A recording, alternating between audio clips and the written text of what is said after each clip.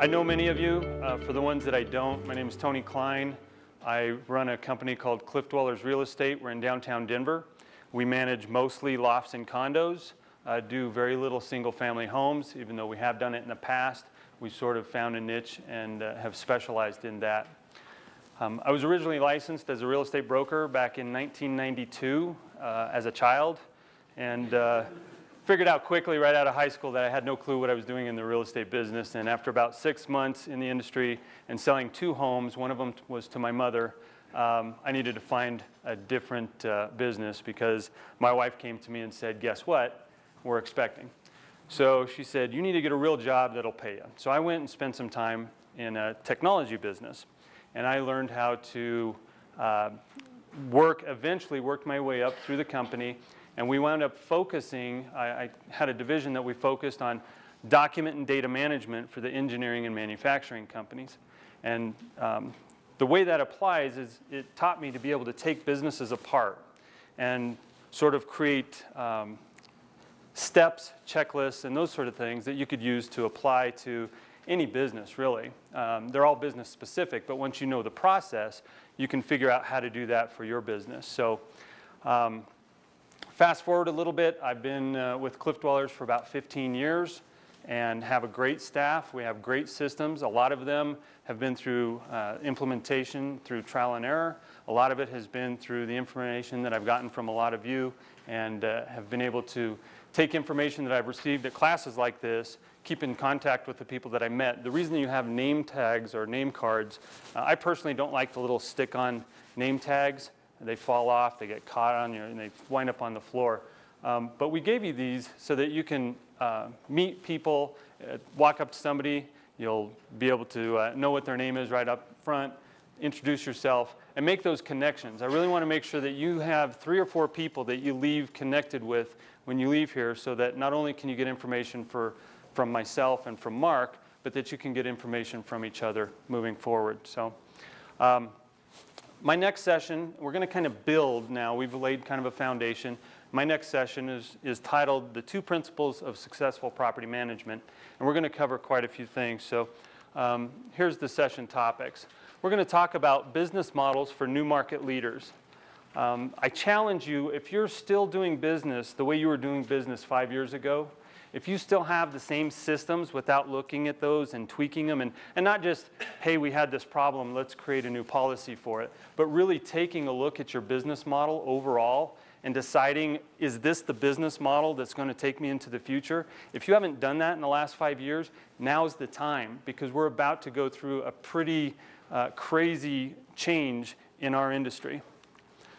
We're going to talk about the property management lifecycle. This is what I was talking about earlier about my background with taking document and data management and watching the workflow process and following that all the way through the property management lifecycle. We're going to talk about where you apply the property management lifecycle to different key areas of the business. And then we're going to apply the 2 guiding principles to those key areas. So before I get started, I want to kind of build on Mark's last topic that he had. He said, as a business owner, you need to expect obstacles, and you need to have systems in place for that. So I want to tell you a little story.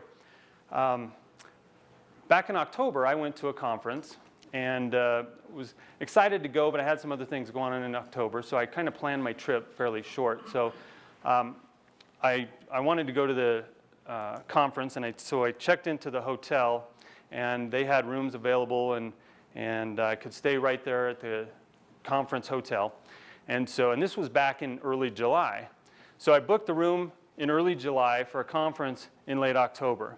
I got my confirmation number on the phone. They emailed it to me. Great, perfect. That's exactly what I wanted. I arrived at the hotel. Guess what? There was another conference in town, right? Did that happen to you too? Well, I'm not going to talk about who it was, but yes, it was the Hyatt. I was there. Same thing Yeah. happened to me. Okay. Well, let's see if our experiences were the same. So I arrived at the hotel. They had no room. They overbooked. They had another conference in town, a much larger conference than us, frankly. And I got bumped. So the hotel had already made arrangements for me when I got there. they had anticipated this obstacle that when I got to the hotel, I wasn't going to be happy. So they had already booked me at another hotel about a mile away, which I wasn't super excited about having to go and stay at a hotel that was a mile away, but they took action before I got there. Now, some people, I don't know, did you receive an email about that? Some people said that when they got bumped, they received an email before they got to the hotel explaining what was going to happen. But they provided a shuttle service back and forth from the other hotel. And then they offered to text me when my room was available for the following nights. And you know, I'd been traveling. I planned my trip so that I would arrive right before the opening session of the conference. And so when I got there, I didn't have a lot of time to plan. I kind of had to accept what they were offering. But through some other training and things that I had been doing, I wanted to know, is this the best that you can do? And Jason was there with me. We were standing at the check-in counter, and I don't know if these were the exact words that I used, but it was basically, is this, as a business representative, is this the best you can do? And so here's how they answered that. Ultimately, the hotel offered to pay for my room at the other hotel. The front desk person gave me his business card with his mobile number written on the back. And I mean, I've never had that happen to me where, you know, an employee that gets to clock out and go home was concerned enough that he gave me his mobile number written on the back so that in case I went to check in the next day, if I had any issues, I would be able to reach him and he'd help me sort it out. So on day 2, I get there and I go to check in and there's some confusion. I see the young lady at the front, she's typing in, she gets my name and she's typing stuff in and she's concerned and she says, geez, I'm really sorry. I tell you what, I'd like to offer you a $50 credit to be used anywhere in the hotel because it looks like you've had some challenges. And being the negotiator that I was from the day before, I didn't want to mess that up because $50 is in no way better than getting the remainder of my nights paid for. So I said, no, that's okay. The gentleman yesterday took care of me. We're all set. And she said, well, are you sure? Because I'm willing, we'll just put it on your account. It'll just come off your bill at the end. You can use it at the lounge for drinks or at the restaurants or whatever. And I said, no, I'm really good. She said, well, I'm going to apply that to your account. We want to make sure that you have an excellent stay with us. And so once I finally understood that this was not instead of, but it was in addition to, I was like, yeah, that's great. What I should have figured out was that you can't buy a whole lot at that hotel for $50. So it wound up costing me more money at the end because, yeah, we did go out for drinks and had a good time.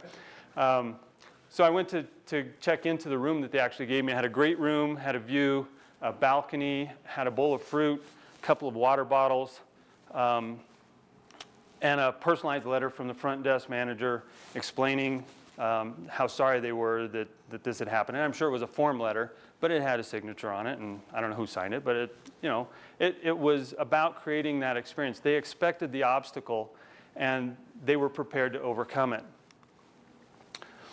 So upon checkout, I did ask to speak to the front desk manager, and they had a little bit of a line, but I wanted to let them know, and we get so much negative feedback as a business owner. People are they're ready to raise their hand at a moment's notice to tell you how bad things are about anything, but we don't get a lot of positive feedback, and so I wanted to take a moment and let them know that they took a situation that I wasn't happy about when I got there. To be honest with you, when I'd been flying all morning, I just wasn't happy when I checked in. But they took that negative, they took that opportunity, and they spun it. And they created an opportunity for themselves where now, you asked who it was, and what's that? He just shut out their name. But. Yeah. But my experience with them was a pleasant experience. They took an opportunity or an obstacle and turned it into an opportunity. So I want to kind of transition from that into talking about the business models for market leaders. So let's talk about these opportunities that are going to present themselves over the next few days, few years, whatever. But let's ask this question. So what do successful companies like Airbnb, Uber, Lyft, Etsy, Postmates, Get Around, TaskRabbit, Threadflip, and property management companies all have in common. So first of all, raise your hand if you've heard of any of those companies. Okay. Has anybody used Uber or Airbnb? Okay, so we got some people that have adopted that. I won't call you early adopters at this point, because if you haven't heard of them and haven't started using them, you're probably behind the curve, not necessarily the people that have used them are in front of the curve. But so let's answer that question. What do you guys think that property management companies have in common with these companies here? Significant transition in an industry. Transition in an industry. What else? Kind of profiting off someone else's property or time. Profiting off somebody else's property and time. Melissa? Everything is instant and convenient, and often in those services I've used. Instant and convenient. Yep, what else? There's a few more things. Leveraging technology. Leveraging technology. Okay. Really no assets to the business. No assets to the business. Okay. Facilitating a transaction between two different parties. Right. Don't make anything. Okay. So here's some of the things that in addition to what you guys talked about. So they serve two sets of customers. If you think about every one of those companies up there, including property managers, they serve two sets of customers. They have riders and ride providers. They have guests and they have hosts. They have landlords and they have tenants. So you have to have systems set up to serve both of those. You have to be able to serve both sets of customers well to be successful. And we'll talk more about that in detail. But they don't own any equipment, inventory, clothing, cars, or properties that buyers, consumers, and tenants ultimately want. So what kind of business is it then? Like what do these companies actually do? They're brokering services. They're brokering services? Okay. I want to put a slightly different spin on that. I want to say they all make their money by providing an experience. It's not necessarily about the service. It's about the experience, because frankly, if you go somewhere and somebody provides you with a service, but it's not very good, you're not going to go back. You go back for the experience.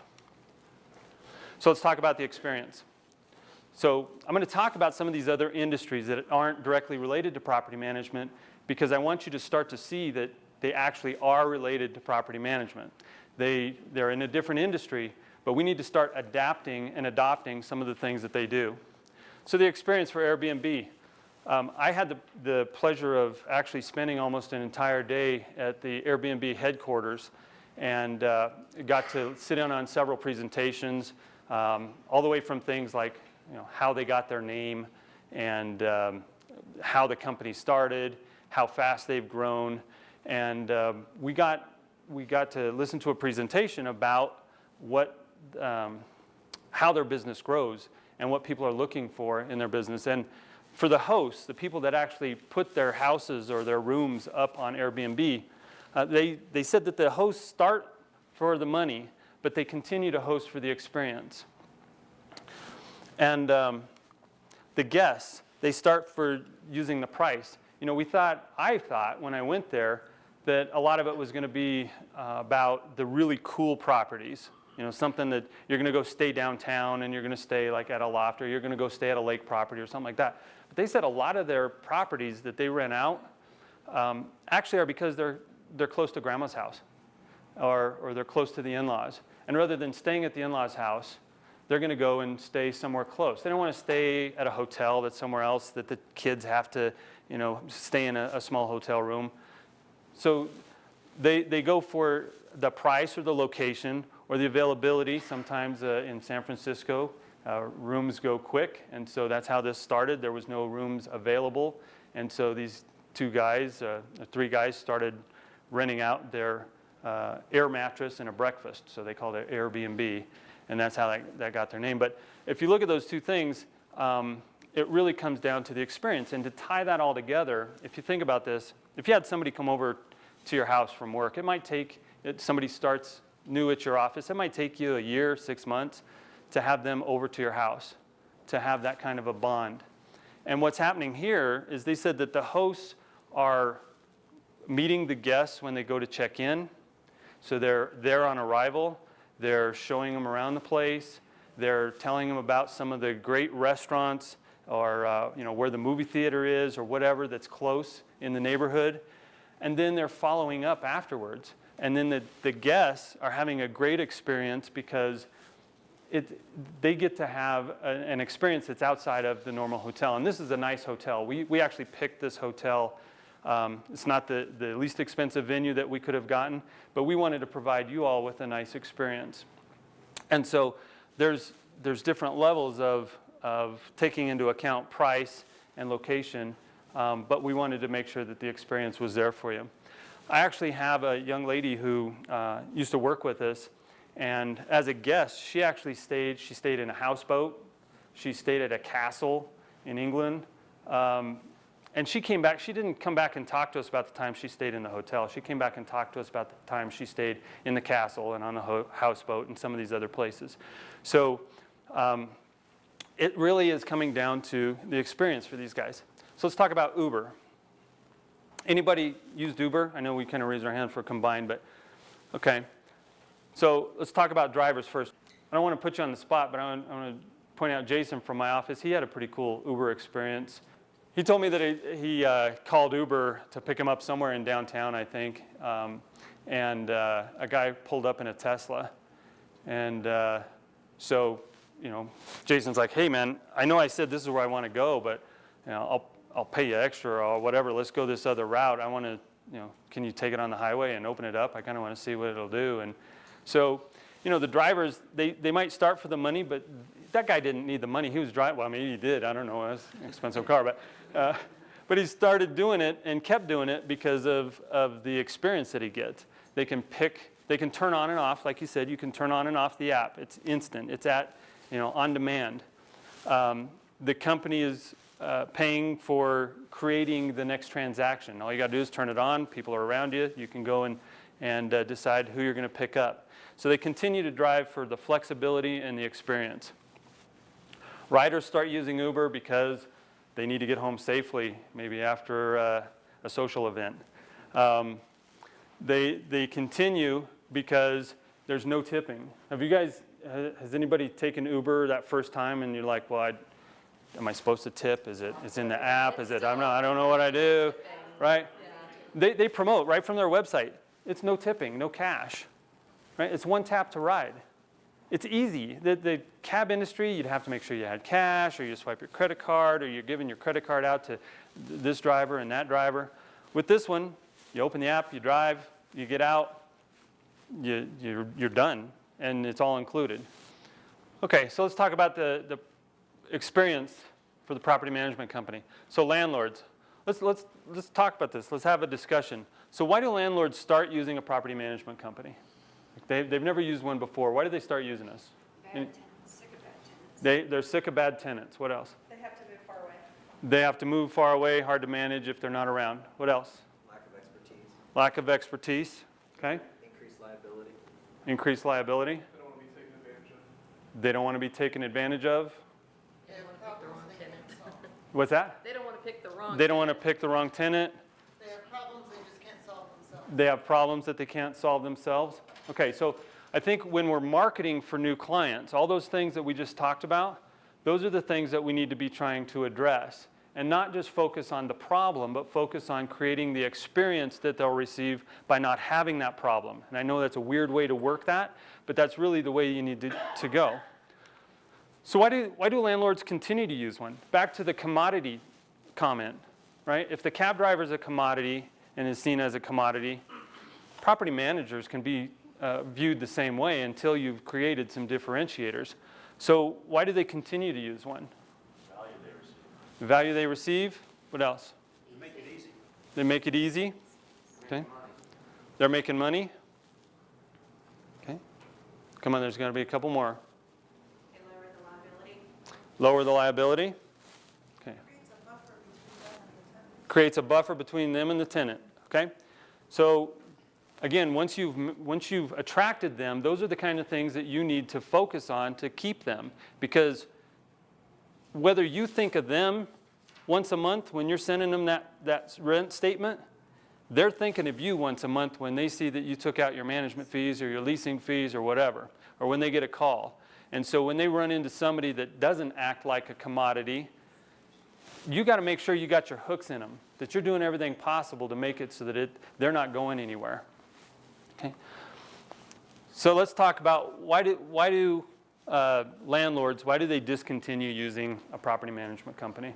Because your vendors are too expensive. Your vendors are too expensive?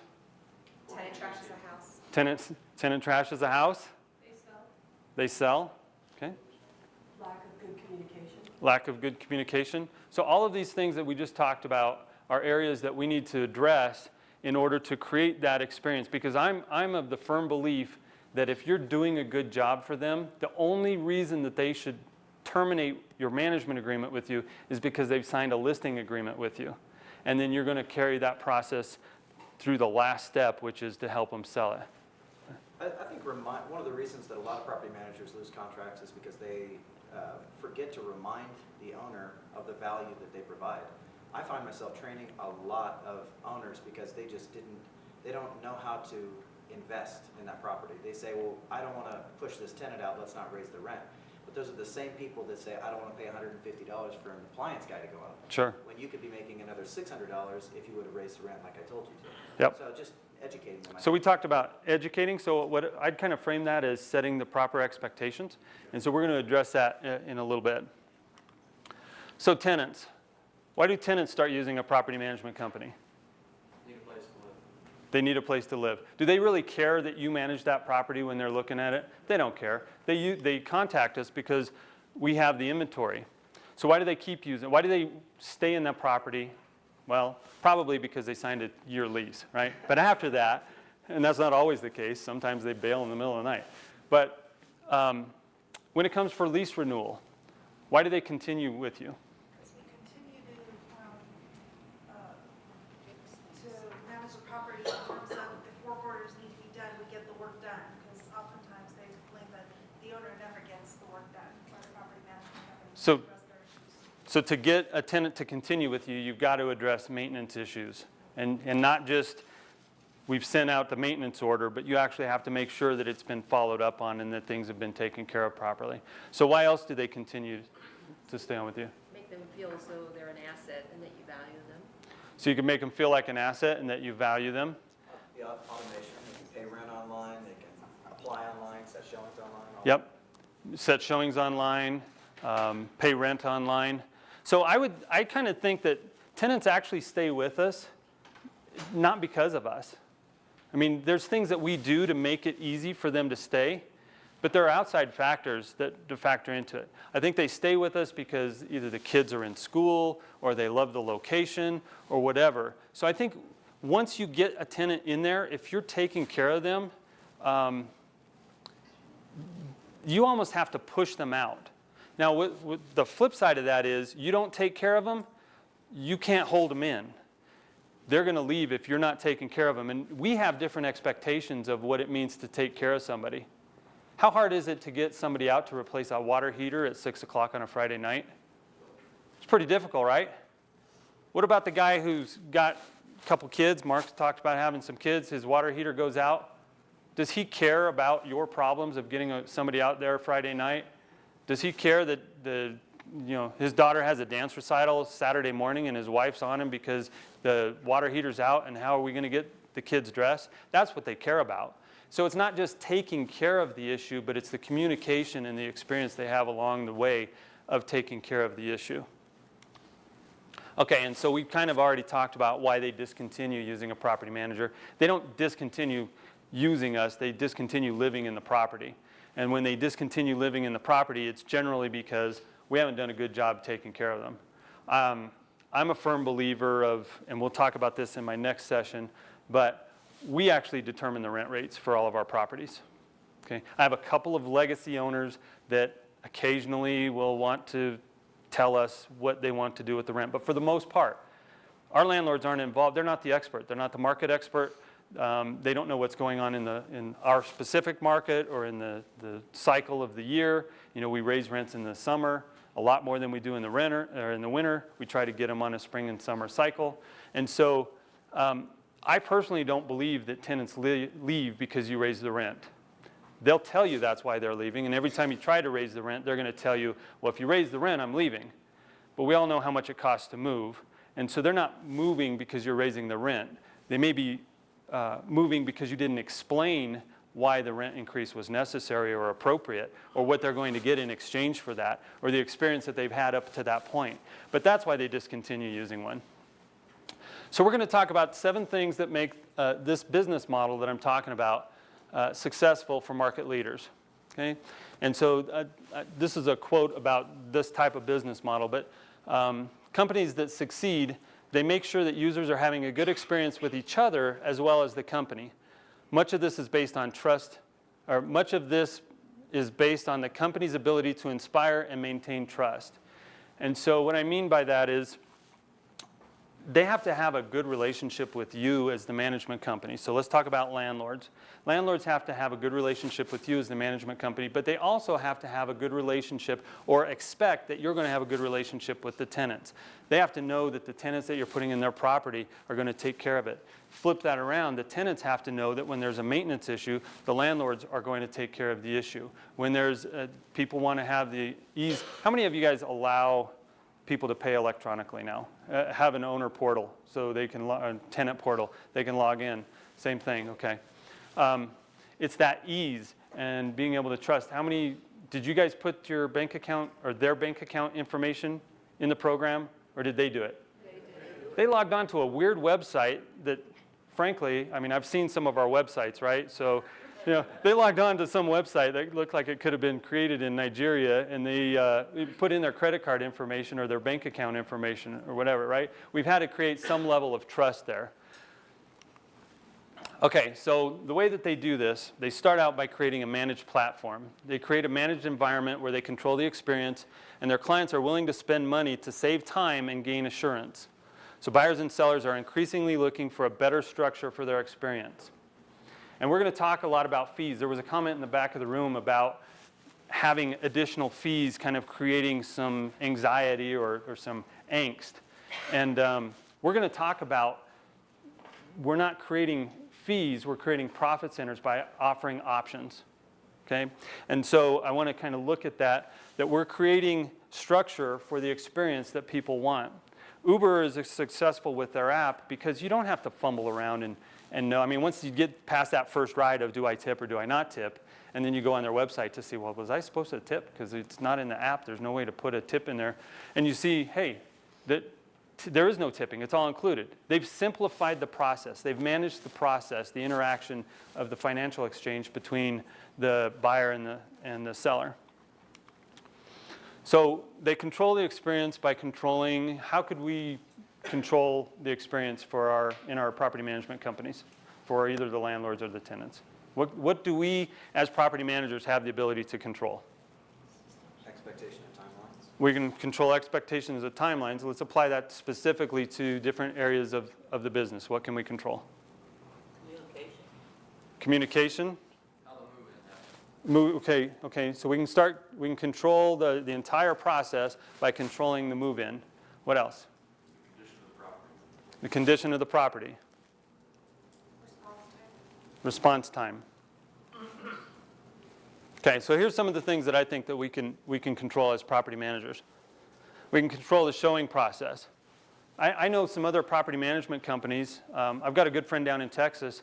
He uses a product. It's web-based. He'll connect it to his Google Calendar, and people can log on and see when showing times are available for what properties, and tenants can actually go on and say, I want that particular time. So they've made that easy. Right? And we're going to talk about the age difference, the generation differences and what people expect. But especially in my market, I've got younger tenants than owners. Most of my owners are older, most of my tenants are younger. I've got to have a process that works for both of them and that works with them the way they want to interact with us. So you start by the showing process, then applications. How many of you do applications online? How many of you still hand out paper applications as an option? So you guys have it as an option. So let me ask you this, and I'm getting sidetracked, but I want to know this. Our systems are set up to treat every tenant exactly the same. To defend against a fair housing lawsuit or claim, if you hand out your paper application to some people but not to everybody, how can you say that you've treated everybody equally? I don't need an answer to that. But what I'm saying is look at your processes and see, can you streamline everything, have everything go to one point? People, do you know that 20% of the millennials no longer have a computer? 20% of the millennials are mobile device only. So if you can't fill out an application on a smartphone or you can't fill it out on a tablet, they're not going to do business with you. Not only do they not really know how, but they just don't want to. They're going to get frustrated. It's like, you don't get it. Your company's not going to take care of them the way that they want to be taken care of. Okay, so the second thing that companies do to succeed with this business model is they focus and differentiate. So most users want platforms to do all the work for them. Market leaders focus in on a very specific area. You have a better chance of serving all of a specific market's needs and differentiating your company as the wise choice by focusing small first. I don't like when people use the big brands for their points, but I'm going to do that in this case because it's one of the easiest things to do. Amazon started by selling books, right? Amazon didn't start by being the A to Z company. They didn't start by being all things to all people. Now, maybe that was their business plan, but that wasn't their business model in the beginning. Their business model was, hey, we're going to sell books online. So they started small. They developed a good reputation. They found their systems that would work, and then they started to expand from that. Another way you could differentiate is you could focus on golf course properties. My company focuses specifically on lofts and condos in the urban environment. We do have a few single-family homes, as I had mentioned earlier, but that's not really my market. You know, I'll take one on if I have an investor that has multiple properties in their portfolio, but we're really, really good at working with HOAs, downtown properties, having vendors that know how to navigate downtown. You know, so we've started in a small area, we've started in a niche, and developed those systems that work really well. Once you've got that down, now you start to expand. You can start focusing on a specific price range. But I know a lot of property managers, and I'm not going to tell you if your model's working for you, that's great. But I know a lot of property managers in the Denver metro area that will manage from Castle Rock and Parker up to Lafayette, Brighton, Broomfield. And for you guys that are out of town, that's a long way. And it's a long way in traffic. But they'll pick up whatever property because they think they can be successful at that. I challenge that. How can you be successful? How can you have vendors that are really good and responsive way down south, and then 80 miles away, you've got another set of vendors, or maybe the same set, and they have to travel up there. So anyway, focus in on a very specific area, get really good at that, and then start to expand out. Your job is to make sure your clients and customers trust you to meet and consistently exceed their needs. It's a lot easier to do that when you're only trying to do a small niche market. When you try to be all things to all people, all you're going to be is average to everybody at best. So the next thing that they do is they build trust, and they build in a rating system. You won't see an Uber driver with less than a 3-star rating. Now, it doesn't mean that they aren't out there. You know, when you start, the first time you drive, you're not going to have any rating, but their algorithms filter those out. So if you're a rider and you log in and you want to see the driver that's coming, you'll see everybody that's coming to pick you up has at least a 3-star rating. So as a result, the riders can be confident that they won't have a negative experience. As a property management company, you can introduce the same type of rating system for your properties. Now, I'm not talking about, hey, you know, you're listing your properties on your website and you got 3 5-star properties and you got 4 2-star properties. You know, you would have that internally. But what I would say is if you've got properties that you manage that you can't confidently say are at least a 3-star property, you need to do something about that. That's your reputation, right? And I know as we're growing, this is for companies that want to take a good business and make it more successful. This isn't for, I wouldn't be telling this specific point to somebody that has 0 accounts and says, how do I get going? Because the way you get going is you take on everything, you learn a whole lot in the beginning, and then you say, I'm never doing that again, and then you start to do what we're talking about now. So if you have a property that's less than a 3-star, either fire them or make them invest in the property, because that's your reputation. So we're going to build trust by having quality offerings. So they have choices. They can get on the internet, they can drive through the neighborhood, they can look at signs in the yards. If they drive by a property and they see that the grass is burnt, the paint needs to be painted, well, they might, the landlords or the tenants that are looking at that property, your prospects, they may not realize that that owner has no money. All they look at is, hey, your sign's in the yard and that property doesn't show very well. I don't want to put my reputation on that. And so I know that in every company you've got the properties that are on the low end and you got your properties that are on the high end. I would suggest looking at those low end properties and seeing what that's costing you. Can you give us a script of what you would say to that two-star property owner in order to either get him on board to bring it up or help him understand why he's got to go? Sure, so she asked for a script of how to get them on board, to get the property up to speed, or let them know that it's time to go. One of my favorite scripts is, I'm sorry, but this property is inconsistent with our portfolio. And we have a quality portfolio. We'd like to help you get your property up to today's standards, and here's what needs to be done. And then we outline it. We say we'd like to get bids for you to help you get that property up to speed. And if they say no, let's say, well, I'm sorry, I think we're not a great match. I think there's other property management companies that are going to better serve your needs at this point. Okay, so let's talk about the quality offerings for landlords. So landlords are looking at your available inventory and determining how you'll take care of their property based on the properties you show on your website and in their marketplace. And most of the people that call you, unless they're calling you off of a direct mail piece or something, they're finding your information somehow online, or else they're driving by the property or properties that you manage in the area or something like that. So they're looking at the rest of your inventory, and whether consciously or subconsciously, they're determining how you're going to take care of their property. So you need to make sure that all the properties are meeting your standards.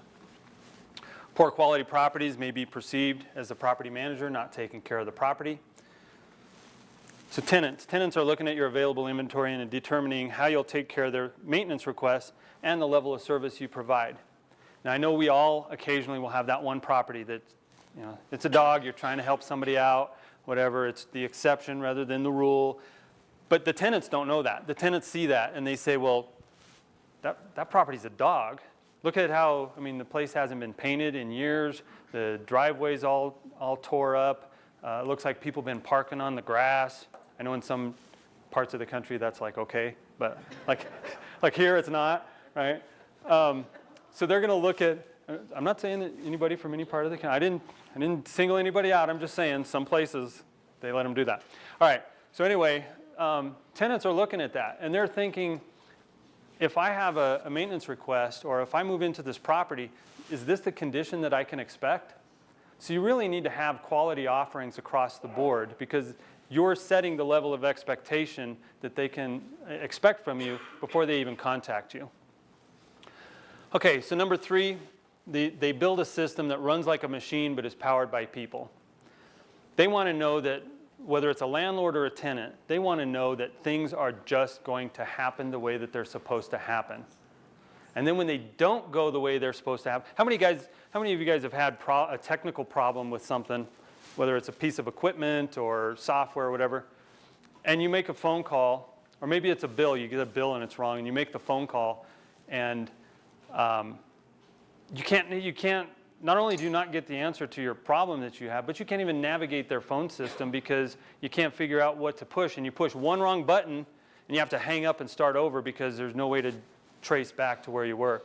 So they want a business, or they want to work with a business that is built like a machine, that has your systems in place. They don't want the company to be robotic, though. They want to know that when things go wrong, that there's somebody to talk to. They want to know that there's somebody that cares about them and that will listen to them and that will have the ability to affect their experience moving forward. So property management companies have to have good quality systems in place, but team members, and this is key, team members must be empowered to improve the process and the experience for clients and customers. So one example of that from our company, any one of our employees can make a decision up to $250. So if we've done something on a property and the owner says, that's over the limit, I didn't approve that color or whatever, and they're just being unreasonable, rather than argue with them, anybody in my company has the ability to say, you know what, we're going to take care of that for you this time, and here's how we're going to change so that in the future it doesn't happen again, and they just take care of it.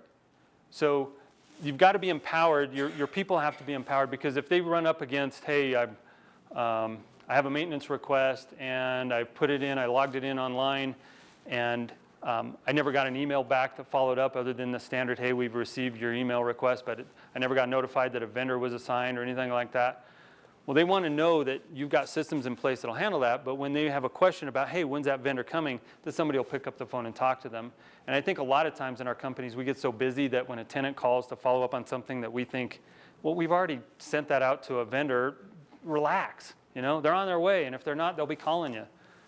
That's not the experience they want. And I think the way you handle that, a tenant will interact more with the people you send out on maintenance than they will with your own people throughout that year. Typically, you know, people don't come into your office. Tenants, well, in my office, tenants don't come into the office that much to drop off a check or something like that. So the perception that they have about you and your company and the way you run your business is by the people you send out to their home. And so you have to have good quality people that treat their property with respect. And one of my big pet peeves, and I don't know how to solve it, but I don't smoke. And so when I have a vendor that comes into my office and hands me an invoice or something and they smoke, I can't wait till they get out of my office. And that's just a personal thing. But if they were coming into my home and they were authorized to enter without me being there, and then I come home and I can still smell that smoke, that's just a big turnoff. And I don't know really how you solve that, but you need to be looking at how you can listen to those complaints and address it. And you can't really fix anything that's already happened, but what you can do is address their concerns and make sure that it doesn't happen in the future. The next thing, and number 4, we all do this as property managers. We focus on supply. So you focus first on devising an elegant, instructive, and easy experience for suppliers. For property managers, obviously, this is the landlord. The experience for the landlord is imperative because landlords equal income.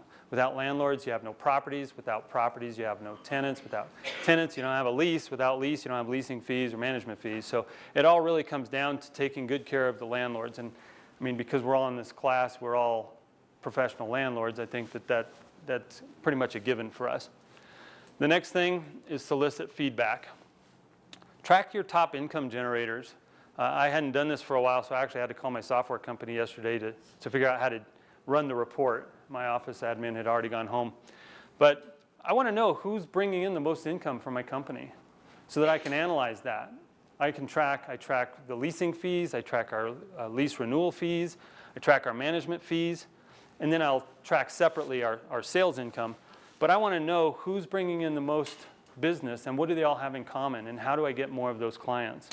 And so I want to make sure that I have a good relationship with those. I have some people in my portfolio that I've had since before I built my company or bought my company and built it. But I have some people that have just been in our portfolio. I've only talked to them over the phone, and they've been with me for over 15 years.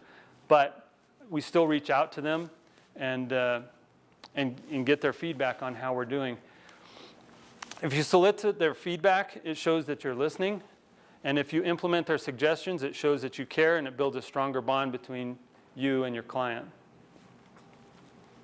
Number 6, generate a first-grade impression. So this is where you really need to sit down and talk about with your company, how are you going to create that great first impression? When you market, your market already addressed some of this, but you shouldn't be talking about you. You should be talking about the benefit that your company can provide to users on both sides of the equation. Your landlords want to know that when they're hiring you, you're going to treat their tenants well. They want you to hold the line of the lease, but they want to know that you're going to take care of their tenants. And tenants want to know that when something happens, you're going to take care of the properties. And number 7, when I was doing my research, this one killed me. As property managers, we're a little bit like NFL referees. You know, at the end of the game, somebody's mad at you.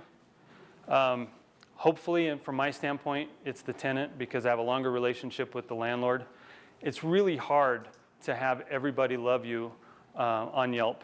As a matter of fact, I had a guy call me from Yelp this week or at the end of last week, I don't remember, to try to sell me some advertising.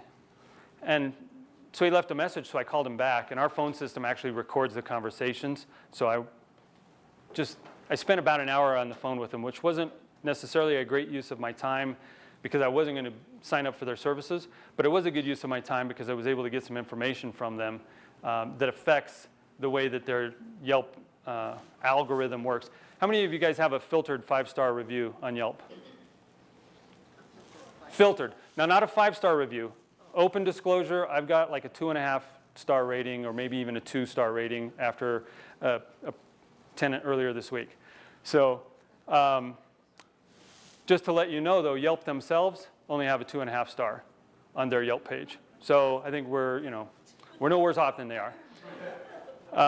But Yelp will actually filter out your 5-star reviews. And when I was on the phone with this guy, I'm like, why is it that people that don't even use my company can go online, create multiple accounts, and those 1-stars stick?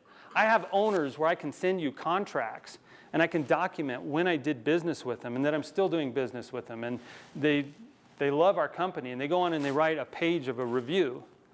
Well, what I found out was, and of course, when you ask them questions directly, they say, well, it's the algorithm. It's like the mothership. It just happens. This stuff just happens. But when you dig a little deeper, you find out your tenants are local. A lot of your landlords are not local, right? And so what happens is when a tenant writes a review, part of their algorithm is it takes into account the proximity to the business that they're reviewing.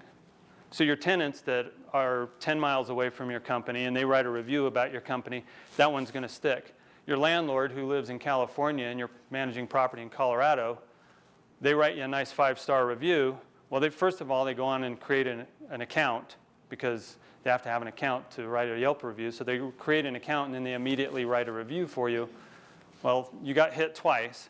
They're not a normal Yelper, and they don't live next to the property. So, I mean, take property management out and put a restaurant in, and that algorithm makes sense. It's hard to review a pizza joint if you don't go to the pizza joint. So they kind of filter that out and say, well, this review was done from California, and it's done about a property in Colorado. So from that standpoint, it makes sense. Doesn't make sense for our business, and you can't do anything about it. But when you do have somebody that likes you, leverage that. The flip side of that is when you have somebody that gives, if you go to my Yelp page right now, which please don't because I want you to have a better image of me than what my tenants think. But if you go on there, one of the things that you'll notice, there's 2 recurring themes. One is that I've either raised the rent and they didn't like it, and so now we're slumlords. Or number 2, they wanted to break their lease and we didn't let them. I got a 1-star review for that. Well, now I can start promoting, and I've been thinking about taking little clips from my 1-star reviews and creating a marketing piece for my landlords that says, this tenant didn't like me because I held them to the terms of the lease. This tenant didn't like me because I didn't return their full security deposit and they had $600 worth of damage or whatever. So you've got to leverage whatever you have because it's out there. There's no way to hide it. There's no way to, you can write a review or a rebuttal on Yelp and then the Yelper gets the last word. And so it just becomes a back and forth. And if they get the first word and the last word and you're sandwiched in the middle, it makes more sense to try to leverage the good and leverage the bad and spin the negative tenants positively for your owners. So it's all about the experience. So businesses that succeed in the future will be the ones that can create a great user experience and communicate expectations quickly and efficiently. And we'll come back to setting expectations. But I think that's the key to the whole thing, and it has to be done up front. Okay, so we're going to shift gears just a little bit and talk about the property management life cycle. Is there any questions before I move on to something new? Okay, so the property management life cycle. There are 5 phases to the management life cycle. There's 3 operational phases, 2 transitional phases. And what I mean by that is an operational phase is something where it'll stay in that phase for a while. transitional phase is when it's moving from one phase to the next. There's certain things that have to happen during that. Okay? So phase 1 is prospect. Everybody that you meet is a prospect at all times in any phase, whether they're a vendor, a tenant, possible landlord, possible seller. Everybody you meet is a prospect. Okay, phase 3 is once you've engaged with them in some level, you're now doing business with them. Now you're in the active phase. And then phase 5 is closed. You're no longer doing business with them. You've terminated the relationship. And there's not a lot of stuff that goes in the closed phase, but you still have to have it because there are things that go in that. And I'm not talking about it like a closed deal where you're managing that, because once you've closed that property, you'd be in the active phase. Closed really is, we're moving on. We don't really think about that much anymore. Okay, so then we have 2 transitional phases. So phase number 2 will take you from your prospect phase to your active phase, and that'll take you into, that's your intake phase. And then when you're active and somebody sends you a notice of termination, whether it's a tenant or an owner, you'll go from active to closed, and you do that through the termination phase. So here's the 5 phases kind of all lined out. I think there's a place for you to write that in your book. Okay, so now what we're going to start doing is talking about how to create business processes through this life cycle. Okay? But in order to do that, we got to know where we're going to apply those things. So we're going to apply those to these 4 key areas. We're going to apply them to landlords and properties. And I group those together because, as Matthew had mentioned, we don't always interview properties. We interview landlords, but landlords have the properties that we're managing. And so I've kind of grouped those 2 things together. And then we're going to manage leases and tenants. And in my market, in our business, the landlord doesn't sign the lease. We sign it on their behalf, but it's still them as the landlord. And so we've taken that out of that step out. I don't have to track down a landlord to get their approval on a lease or to get them to sign it. We just, once we've got a tenant that's been approved, we go ahead and take care of the lease. So I've got leases down here with tenants, even though landlords technically are connected to a lease. If you create your processes right, it should be irrelevant for the landlord. And then vendors and maintenance, and then employees and independent contractors. So those are the 4 key areas. If you're going to go back to your office and start breaking down how you're going to redesign your business to where you start implementing some of the stuff that I've already talked about, these are the 4 key areas that I'd start with. Okay, so just briefly, just so you see it all lined out, you start with your landlords and you talk about, what do I need to do to my systems when my landlords are in the prospect phase? What do I need to do to improve, to create that experience that's going to drive them to become active clients of mine? And then during this process, you look at the intake. And like I said, if you haven't looked at your business system in the last 5 years, you're way behind the times. One of the things that I hadn't done in a while, we have a management agreement, and all of my initial packet that goes out is close to 40 pages, because we have a 14-page management agreement, and then we have a 4-page Colorado addendum that's required for a property management addendum that's required by the state. Then we have an Excel energy transfer form where we'll transfer the electricity out of the owner's name and into the tenant's name. We have the W-9. We have a landlord and property information packet where we gather all the information about them, because I only want to have to contact them once.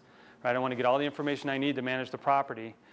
So our process is fairly, I would say, intimidating for the first-time landlord. And we decided we need to make it easy. We need to make it the one-click button, right? We need to do that for, just like Uber has the one-click, we need to figure out, we probably won't get it down to 1, but we can get it down to a lot less than this. And then after I heard that 20% of the millennials don't even have a computer, well, how are they going to print out my lease to be able to sign it and send it back? So how many of you guys are using DocuSign or electronic signatures? Okay. I won't ask how many aren't, but I'm not. So that's something that we're actually working on right now. I just enrolled with the thing that will integrate with my software, so it'll, right from PropertyWare, will send right out, and they can DocuSign it through that. But you've got to be looking at each one of these phases and what you can do to improve the process. So same thing on tenants and leases, vendors and maintenance. You know, I don't know if you guys actively pursue new vendors, but Jason and Barb and Jessica in my office, that's been something that we've been active with lately. We want to make sure that we kind of have a grid, and we want to have 3 people in each trade or in each area that we can call. Because we got behind where we had 1 or 2 in an area, and not only when you get busy, but when one flakes out. And what we've experienced with vendors is they're really good in the beginning because they want your business. And what we've found is the independent guy is really good because he's responsive, his prices are fair, but then what happens is you give him enough business that he's like, I could hire somebody to do this, I could go get more business, so that he raises the prices to pay for the guy that he hired, and then the guy that he hired isn't as skilled as the original, so price goes up, quality goes down. So about every 3 years we see a need to have a new, first go-to person or go-to company. So you should be looking at this and how you're going to work with them when they're active, how you're going to give them the work orders, what your expectations are while they're in the property. And then employees or independent contractors. And I'm not going to talk a lot today about, Mark has some other material that goes over employees, so I'm not going to cover this, and I'm not going to spend a lot of time on the vendors either. So the 2 guiding principles, this was the name of the session, so I better get to that, right? So the 2 guiding principles are,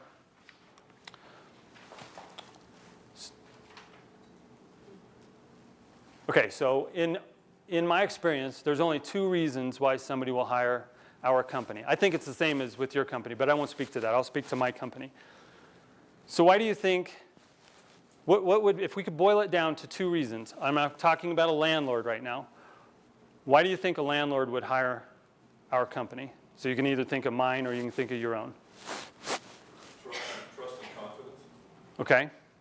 Okay. Trust and confidence plays into what we're going to do for them, but what are the 2 things we're going to do for them? Because you answered the phone. I answered the phone. It's a great start, right? Yeah. Minimize liability and increase profit. All right, well, you took the fun out of that. All right, so number 1 is we're going to assist the landlord with managing the risk of being an investment property owner. We're not going to assume the risk. So sometimes when you're presenting your management agreement and you have that indemnity clause in there that says, well, if something goes wrong, it's still really, Mr. Owner, that's your liability. And they go, well, why is it my liability? Well, because there are certain inherent liabilities and risks involved with being an investment property owner. And when you hire us, you don't hire us to transfer that risk to us. You hire us to assist you with managing that risk. All right, so if you all got that one. Matthew, what was the second part of your statement? Increase profit. Increase profit. Okay, I'm going to take it a step further because I don't think it's necessarily just that. I mean, you're basically there. But what I would say is, number 2 things that they hire us for is to assist the landlord in maximizing their long-term returns of being an investment property owner. These long-term, those are very key words. We don't want to just assist them in maximizing their returns, because then if you're running your business based on that, well, you'd never put in new carpet. You'd never paint, because that's going to affect that monthly return, right? But by not putting in the new carpet or not doing the paint, that's going to affect our long-term return. So if you keep these 2 things in mind, every decision you make that's client-facing gets really easy and allows you to now take these 2 principles and apply them to those key areas, because everything you do will come back to one of these 2 things. I've never been told a 3rd thing that people hire us for, and I'm open to it. I'll open it up again. What about, how would it factor in just somebody who's, maybe they think they could do just as good a job as you, but they've just got some other use of their time and would rather do that? So that's maximizing their return, right? Because their time is worth more to them doing something else than it is managing a vendor relationship or screening tenants or something like that. So that fits in maximizing their return. So if you do everything in your company, again, that's client-facing, and we're going to talk in my second session, you're going to think, is this the same guy?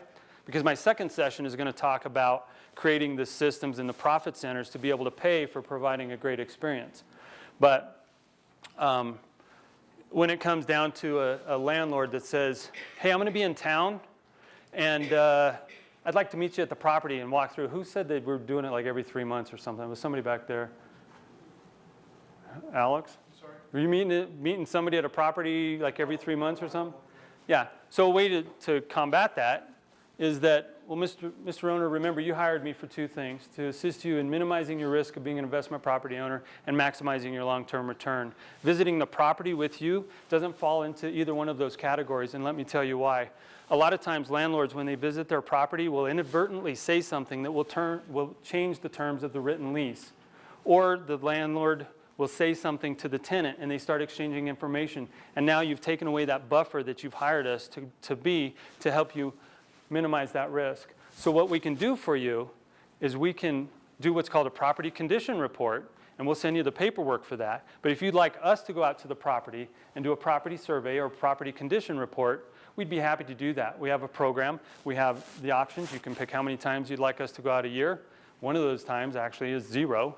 And so that way, if they sign off and say, we never want you to go, well, then if something happens, you just have another layer of protection for your liability. But being able to find anything that is client-facing, you design your systems around those two things, it's going to make your job a lot easier, and it's going to make it easier to delegate to staff, because your staff doesn't have to try to guess what we should do in this situation, because they're going to know, does this fall in line with the two guiding principles? All right, so at every touch point in the life cycle, we have the ability to align our policies and procedures with the two guiding principles, and doing so builds trust and assurance that we ultimately have the landlord's best interest in mind. Now, that landlord may not be real happy because maybe he already told his wife, or really wants to go by and see the shrubs and see if the tenant is pruning the bushes or whatever. But if you explain it to him, it may take a little time. But we've never really had an experience where a landlord doesn't finally get on board with that, because you're setting those expectations properly up front.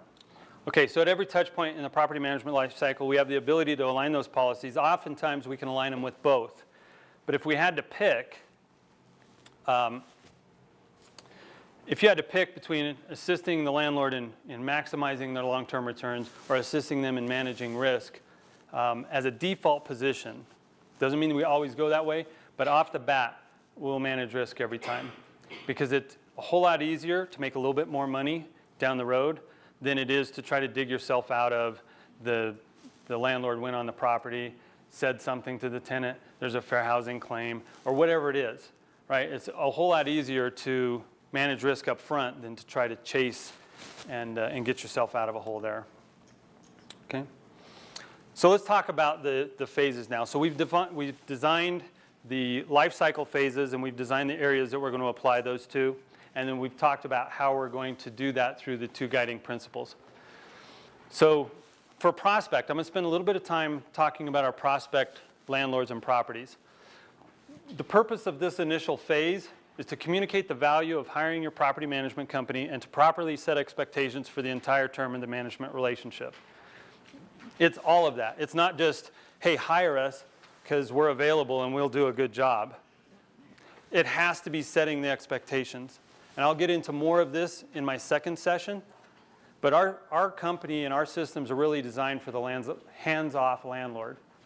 They hire us to screen the tenant. They hire us to type the lease.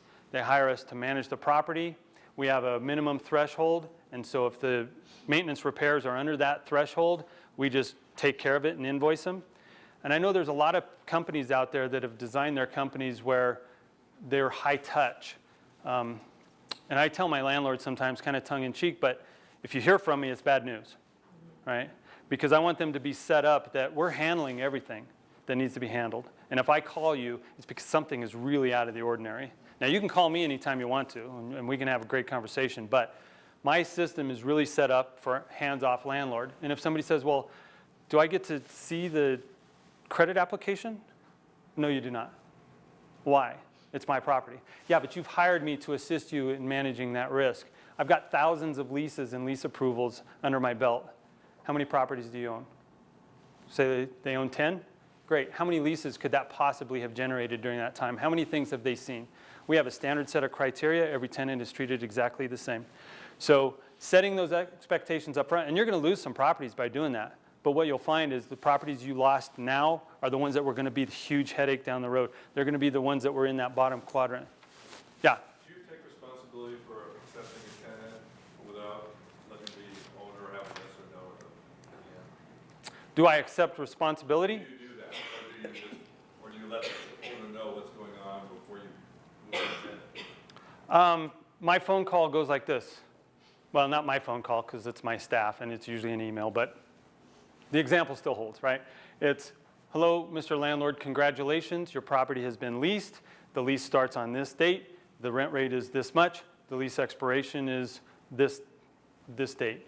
And then we'll post that to their electronic portal so if they wanted to see any of the details about it, they could. And independent of the management agreement, will you bring down the price if you find that it's not working at that price without the rent? Our management agreement gives us the authority to do that. Jason, once a week, will contact the landlords of any properties that are that we have vacant or that are currently available on the market. So he's really got his finger on the pulse. So if he says that a rent rate should be something and a landlord wants it to be something else, that's a pretty heavy negotiation. And most of the time, Jason will win that.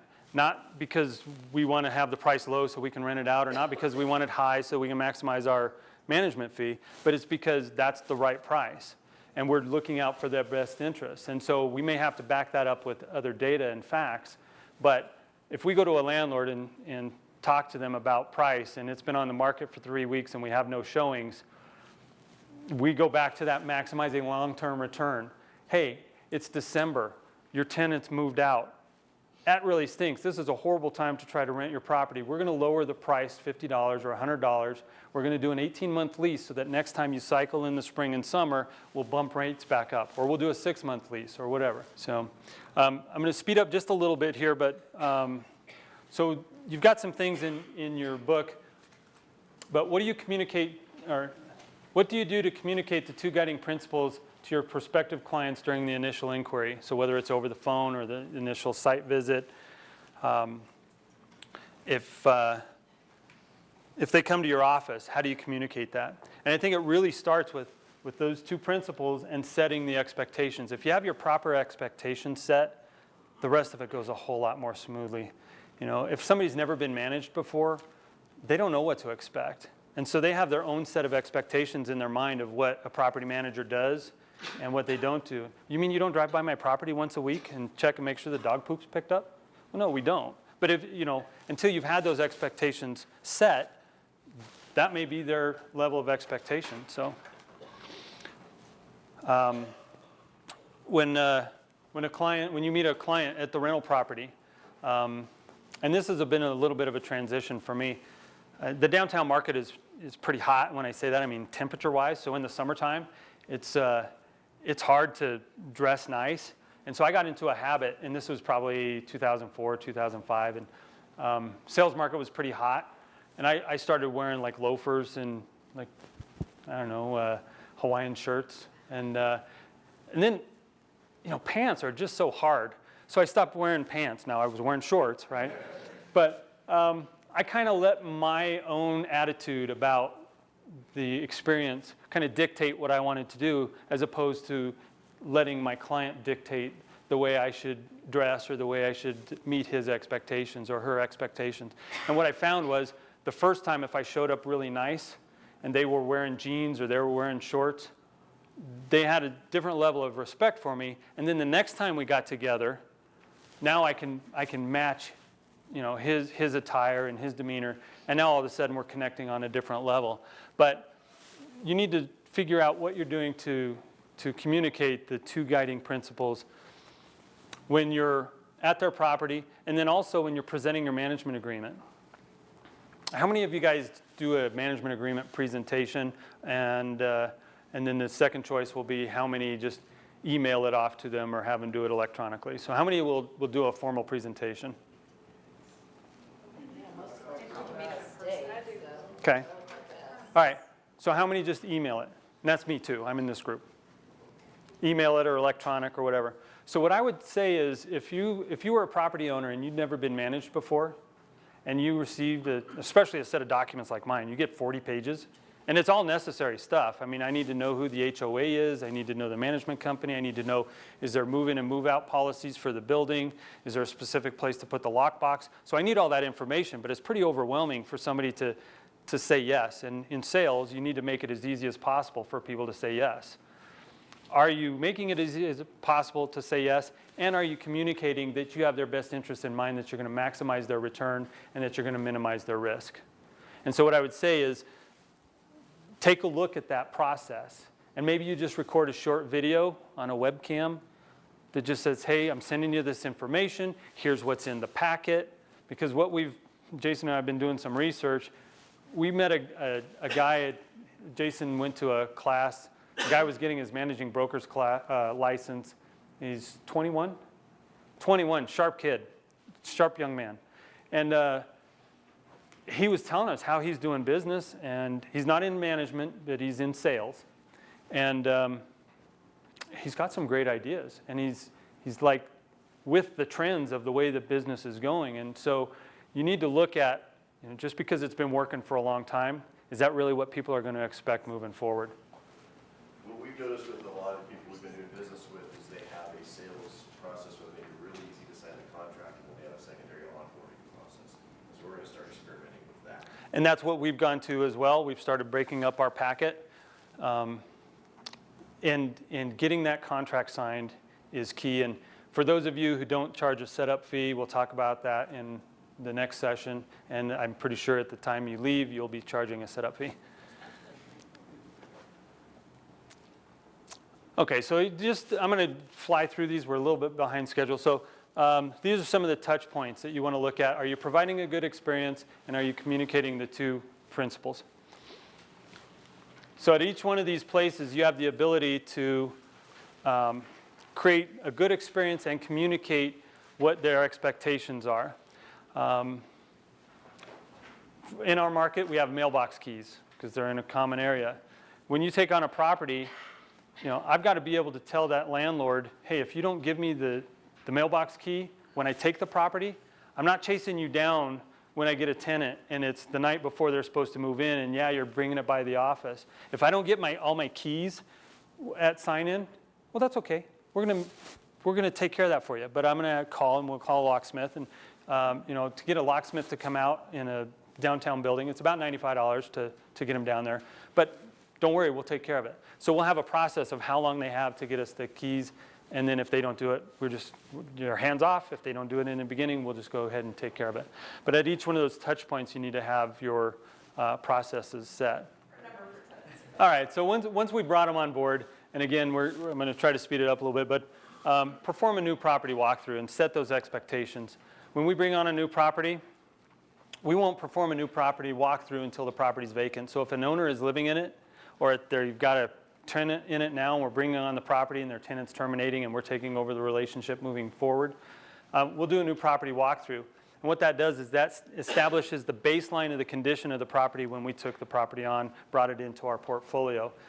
Another thing that it does is it brings to light things that need to be fixed in order to bring that property up to our standards for our portfolio. If you get the property ready initially, then from that point, anytime there's any damage or it falls below that initial condition that you've accepted and expected, then that's generally going to be a tenant charge, except for normal wear and tear. But we do a new property walkthrough on every single property.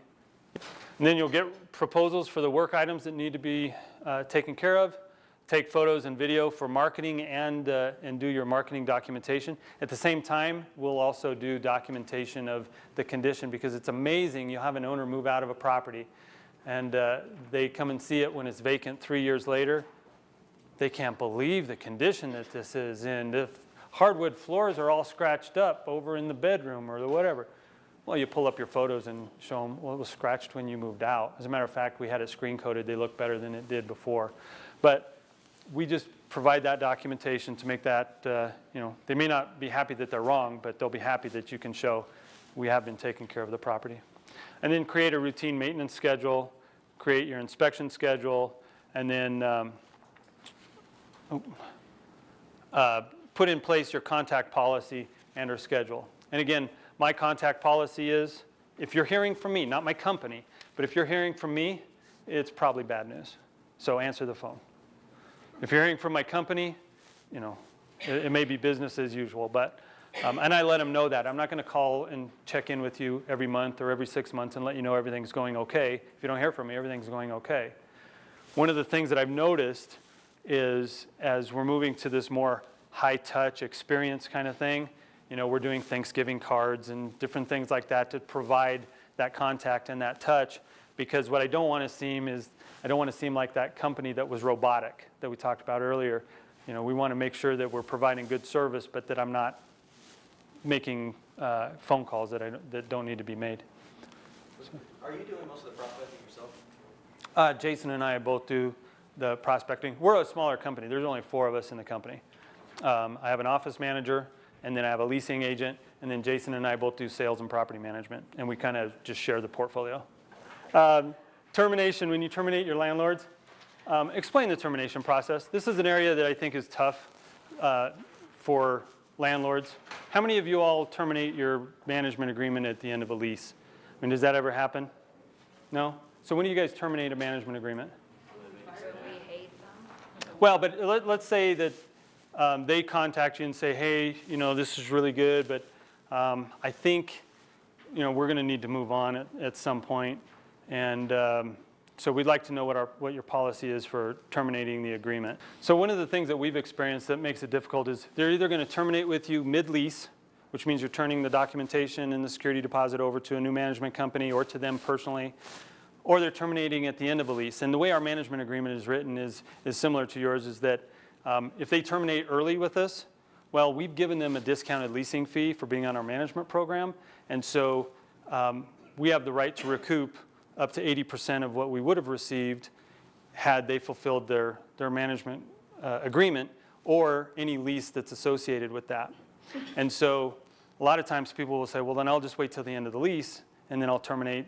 You know, so if the lease is up December 31st, which we would never have a lease be December 31st, but let's just say the lease was up December 31st, that's when they want their management agreement to end.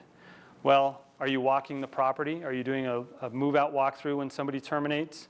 If you're doing a move-out walkthrough, are you taking care of any of the action items that need to be taken care of on that? Because if your management agreement terminated on December 31st and you allow vendors to go in the next month to give quotes for work that needs to be done, you no longer have an agency relationship with that. And some of you guys that don't have licensing for that, you don't care about that. But the rest of us, you know, we have to make sure that we're abiding by our agency. And when the management agreement terminates, it terminates. And you shouldn't be accessing the property. You shouldn't be arranging for vendors. You shouldn't be arranging for expenses. And so that's a weird one to handle, because a lot of times clients will say, well, I hired you to manage this property for me, and now that the tenant has moved out, you're dumping this back in my lap. I don't know how much I should withhold for the damage for this or that. So you just have to make sure you set those expectations properly. And then when you close them, you can do a final survey. You can ask for a review, close out the account in the software, send your year-end statement along with the 1099 and final documentation. I have 7 minutes, you said? 7 minutes? Okay, so in 7 minutes, I'm going to fly through the tenants. I'm not going to cover the other things that I talked about, the vendors and the employees, because Mark had some other information on that. So touch points for the tenants. You'll do your screening. When you have tenant leads, do you have screening scripts set up so you can pre-screen them out? And if you do you have information about, like, are there any smoking people that smoke in the property? Do you have any pets? Or actually, we ask what type of pets do you have, not do you have any pets, because nobody has any pets. But if you ask them what type of pet they have, they'll tell you. Your property showings, your lease application method, we talked about that a little bit, being consistent with that. And then are you consistent, and do you have documented tenant selection processes? And do you send an adverse action letter regardless of the reason that you turn them down? Because if you've pulled credit, you should be. Okay. Intake, are you doing a lease presentation versus a lease signing? and just making sure that you've got your systems down there. Security deposit, what forms of deposit are you accepting? Do you accept checks, cashiers? Some companies will accept a wire transfer on a deposit, some won't. How do you handle a mid-month move-in? In our company, if you move in on the 20th or later, you're paying the prorated rent plus the next full month's rent. If somebody has a problem with that, they're probably not the tenant that we want, even if they qualified. And then what do you disclose it to the landlord about their new tenants? And I know that can be tricky sometimes. They want to know, especially if you don't get this before you sign the lease, they'll want to know, well, who's moving into my place? Well, how many kids do they have? Well, what's their name? I mean, are they kids? Like, are they young or, none of that matters. It's all irrelevant. My question, anytime I get a question like that, my answer is why? And when they try to explain it, they can't explain it. And I say, well, we have a screening process that we apply everybody to. They've qualified. So we generally don't have those conversations until we've actually brought the tenant in. But I would just advise you to consider what you will and won't disclose to a tenant or to a landlord. Now, we post the lease after it's signed, so they'll be able to find out what their name is and that kind of thing. And then for closed tenants, we've been doing a pretty hard push for when tenants and owners make any kind of contact with us. If we've done anything good for them, we're trying to get a review. Even if they just email it to us and we post it on the web or whatever, we've got to have some good positive feedback, because what I've experienced is if you're not creating the exact experience that somebody wants every single time, you can take great care of them for months or years. You have one bad experience and they're online complaining about it. And so we've just really tried to focus on asking for those reviews. So at this point, I'm going to go ahead and stop. There's some other things in your packet of areas that you'd want to focus on.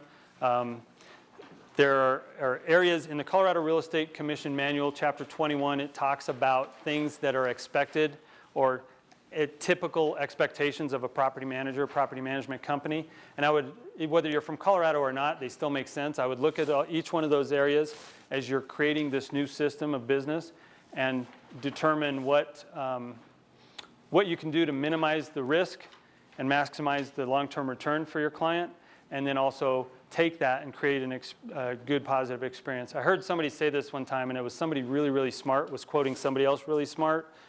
I forgot those people, but I remember what they said, and they said, to make something difficult is easy, but to take something, to take something easy and make it difficult is easy, but to take something that's difficult and make it easy is hard.